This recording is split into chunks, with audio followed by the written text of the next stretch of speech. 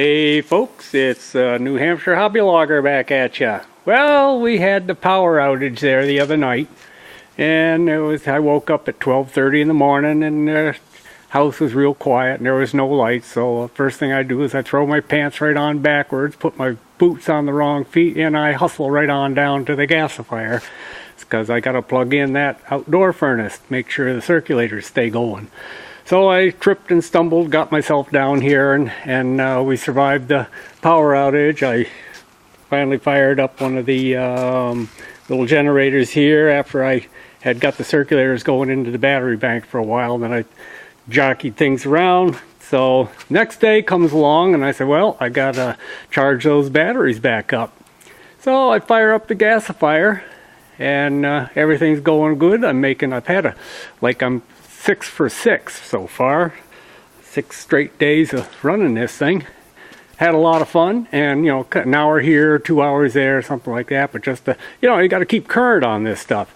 So anyhow, here's my routine. I get a little fire going up in the thing there, up in the hopper and whatnot. And before I start turning the automatic stuff on, I always give this thing a couple of good rattles, and I'll go up and I'll look at the wood in there, see if it's in the char, and see if it's burning right and settling in and all that kind of stuff. And then I give this thing another rattle, and I'm looking at the smoke that's coming out, and it's looking good. I light it off. So then I come back over here again, and I give this one last good rattle like that, maybe even a little harder. And all of a sudden, I get this god-awful flash, smoke pouring out of places I'd never seen it come out of before. And I'll tell you what, folks, I became a firm believer of the hereafter, because I was wondering whether I was going to wake up the next day there. So I ran up top here once I collected myself and my thoughts, and I opened up the hopper, and there was nothing in there. I mean, it was empty. It was just smoldering way down at the bottom, way down in here. So I looked at it, and the grate had shook itself right off. See those S-hooks? Right there. Right there.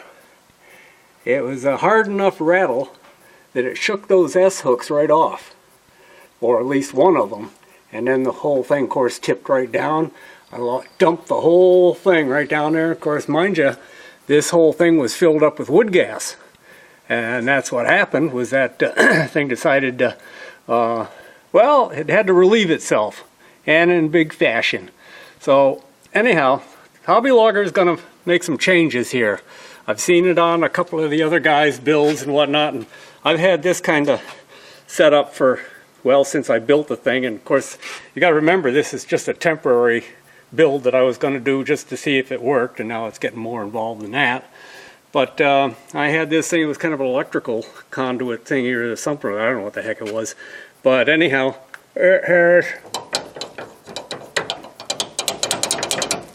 just a little bit of play in. It was not bad. I pumped some silicone in there the other day, and I got gaskets on there, and the same kind of configurations on the inside. So I figured, well, that's probably good enough.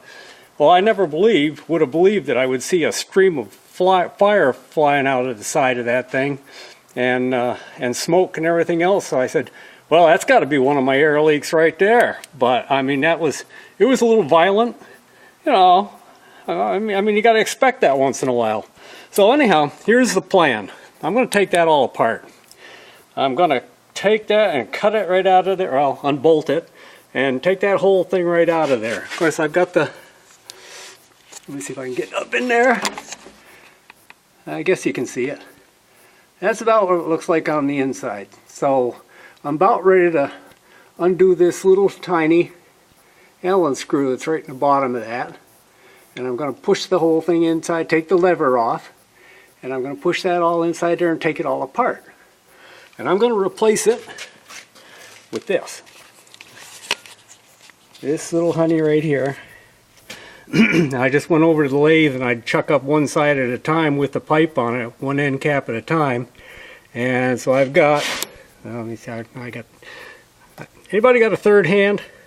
So what I've got now is, this is the same shaft size, that stainless steel there, and I center board it with the lathe, both ends.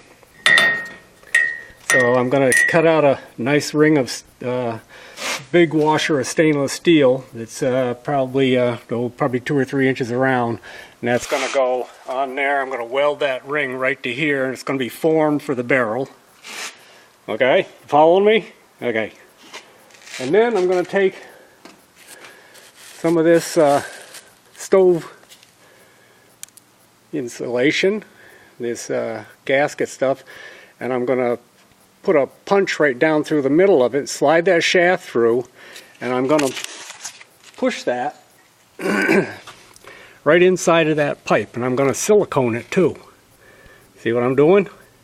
I've got some other stuff here too that I might try, but it depends which one's going to fit the best. I do have some of this nice kind of ropey stuff right here. It flattens out pretty good. You can squeeze the side, so I might wrap it around there a bunch of times and then just keep packing it down in here. Now I know I've seen it on Drizzler, Flash probably has it, Mark probably has the same thing, but you know, sometimes you can't cut corners on this stuff, so I like learning things the hard way. I do good at it.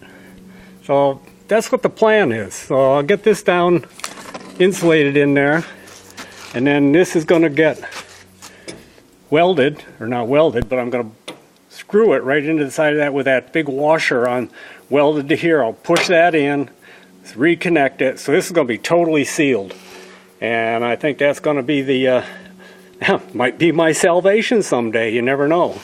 Got to trust this China stuff though. Oh boy. So anyhow, I haven't had a chance to put it back together yet.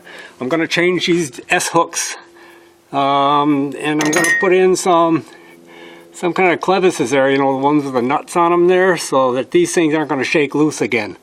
So you kind of learn as you go along, and I'm having good luck running it now though, but my God, that was a little eye-opener. You see, I don't know if you can tell or not, but the bottom is kind of bellied out. You won't be able to see it here. In fact, I'm just noticing it now because I shoveled a lot of the stuff out of here and stuck it back in the hopper, because I had all the chunks. I have, oh geez, what do I got in there? Nuts, hulls in there, pistachios, you know, things like that. Anything that'll burn, kind of. There it is right there. Yeah, I thought it was a pretty good mix. So anyhow, that's the plan, guys, and I took some pictures of this thing before, and I'll get some after. And I'm hoping that this is going to do it for that part anyhow, and then we'll continue on. But any of you guys that are just starting to build now and whatnot, you want to take a little bit of, you know, take some of this to the bank, because that's probably the weakest spot in the whole thing. It's kind of chintzy, and but with that pipe and that big stainless steel ring there that's going to be formed right around the barrel there, and then silicone the heck out of that and screw it in there in 6 or 8 places there, then we're going to have a good seal. And that's what I'm looking for now. So this is going to be my new riggy. In fact, this pipe was too long, so I cut it off the other day, and I cut some new threads on it there, and it might be a little bit too long, but I'll change the rod. I'll change the rod length because I've still got some of this stuff left, and we'll hook it up and go for it. So I know you guys haven't heard from me for a little while there. Probably don't want to again. In fact, I'm lucky to be here again. So have a good day, everybody. Signing out, Hbbyloggr.